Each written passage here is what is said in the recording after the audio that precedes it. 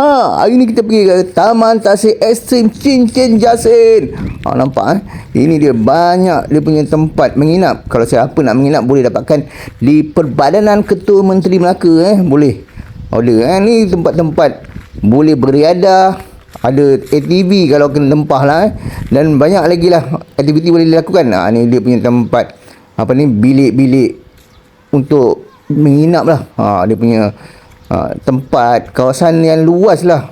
Ada ni kita nak bawa basikal pun boleh beriadah, jogging memang sesuai lah. Nampak kawasan Tasik yang cukup indah dan nyaman. Kalau bernasib baik nampak banyak burung-burung yang berterbangan.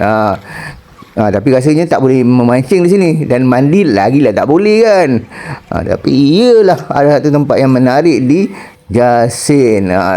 Ni boleh buat tempat makan ke barbecue ataupun nak tempat apa-apalah boleh order dekat Perbadanan Ketua Menteri. Ada satu tempat ni kalau kita buat family, buat gathering ke team building memang sesuai bagi sesiapa yang nak buat benda-benda macam ni lah, aktiviti. Air pun cukup. Dan tempat yang kita nak pergi inilah dia waterpark. Sebenarnya saya nak pergi waterpark yang anak-anak. Ini tempat penginapan tadi.